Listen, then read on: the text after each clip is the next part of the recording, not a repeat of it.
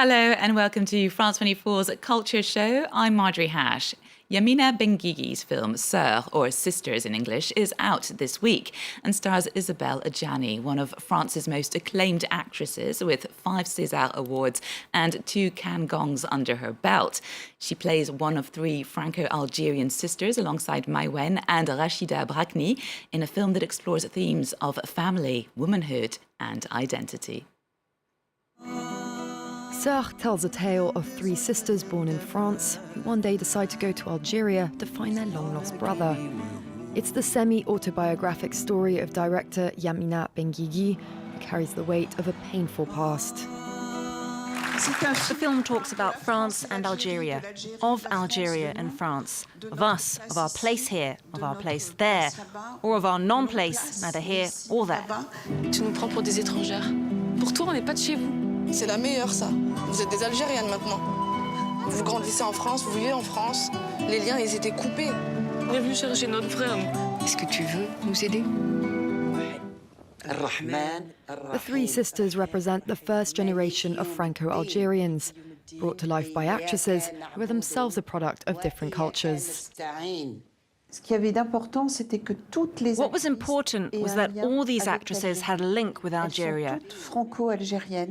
They're all Franco-Algerian because I wanted them to be already steeped in the history. My character, Zora, needed to be the symbol of a desire for appeasement, for reconciliation, for federation. Meanwhile, the surrounding psychodramatic hysteria comes from the other 2 sisters. The baby of the family is really furious and rebelling, embodying the face of an angry Algeria. And the middle sister, who is in campaigning mood, she's a mayor, which shows her successful integration. Si t'avais pas divorcé, on n'en serait pas là.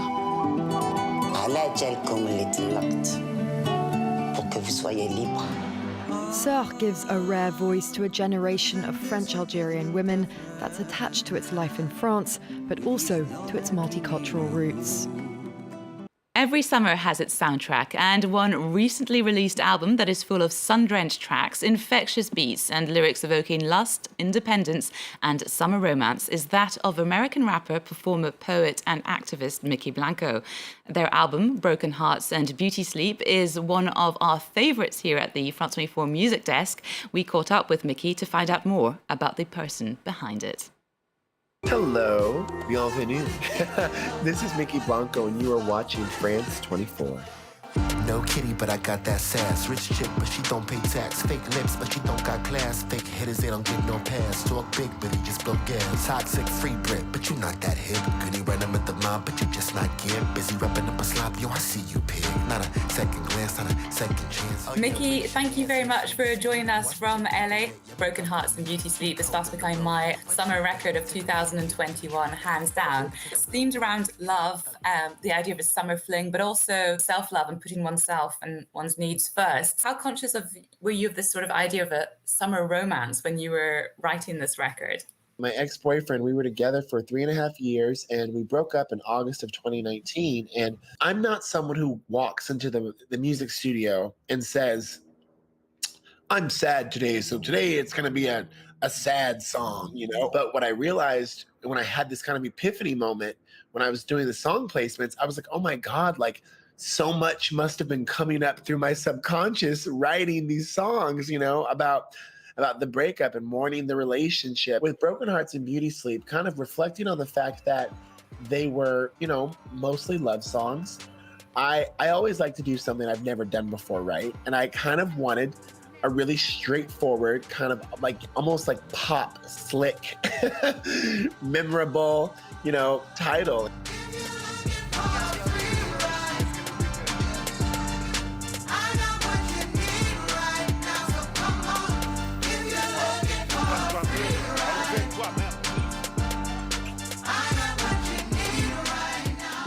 What I liked about also your record is that you have original beats and there's no samples. It's all like created organically? How did you choose the beat makers you worked with on the tracks with you? I started working with the executive producer of this record, Faulty DL, in 2018. And previously I'd worked with a lot of dance oriented or techno, producers. And so my music kind of had that vibe to it. I always liked rapping over really unexpected production, making rap music that was kind of turning rap music, putting it on its head. I knew that I wanted to do things I'd never done before, and so I'd never made music with live instruments. I knew that I didn't want to sample anymore, but I didn't know quite how to do that. And then I thought, well, wait, if I don't want to sample anymore, if I do sample, I should just sample myself. I've got to follow. Do I believe you when you say that you do? Love me, love me, love me, love me, love me, love me, love me. Another aspect that I was very interested in with this new record is the idea that you're an evolving artist. You're very fluid in your artistry. Some people have referred to you as a queer rapper, which I think is a bit of a shortcut. Do you think it's because people have a hard time keeping up with you changing artistic directions, or is that you're automatically, they're going to put you, say you're like this, and you're going to go, well, I'm actually going to go this way? I think that when I first started making music, I didn't start making music for the first time until I was 25 years old. There was so much about me in the beginning that people in our society found taboo.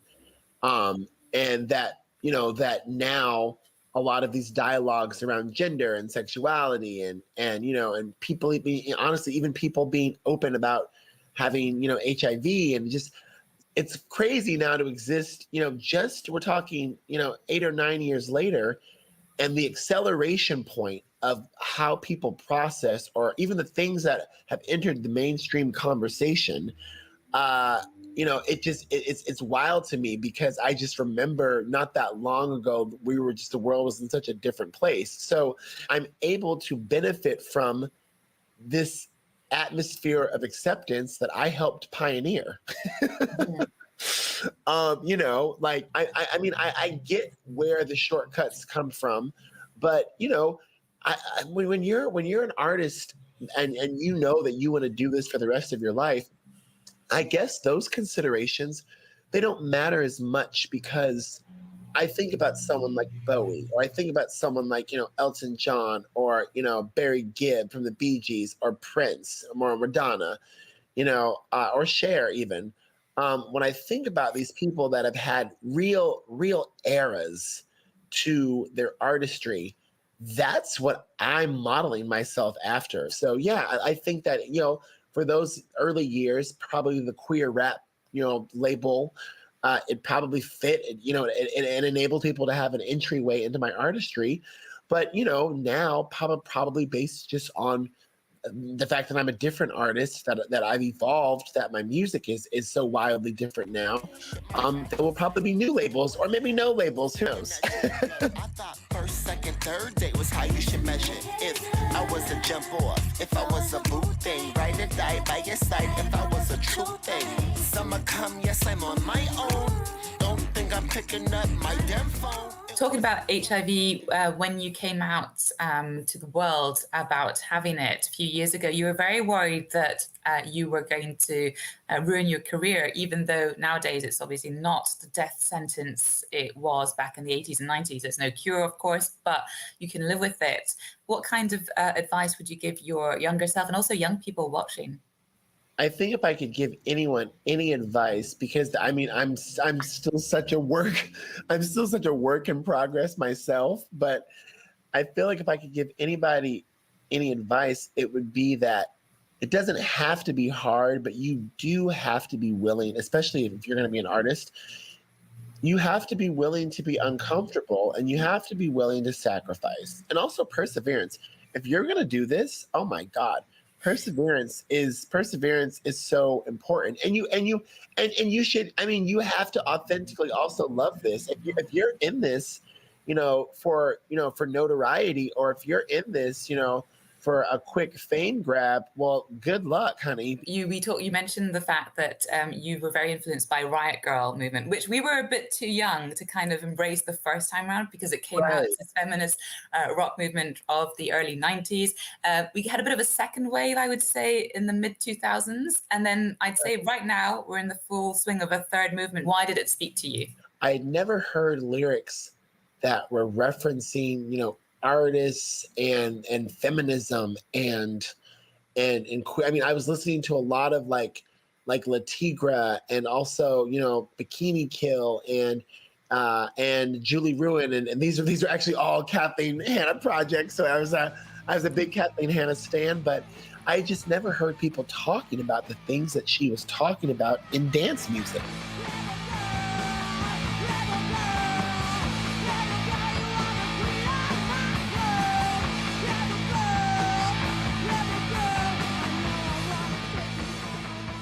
Simple question.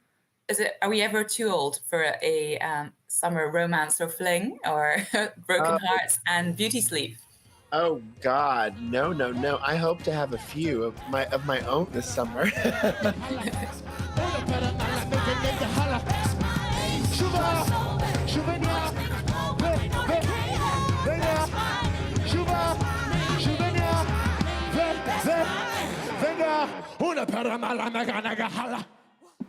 And speaking of music and activism, French festival Solidays, which is famous for raising funds for and awareness of HIV and AIDS, is back. And this special edition is going to happen this year because it's going to pay tribute to frontline workers from the healthcare sector.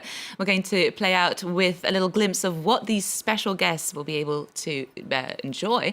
There's more news coming up on France 24 after this. Remember, our website is also there for your culture pleasure. And we're also on Twitter, Facebook and Instagram.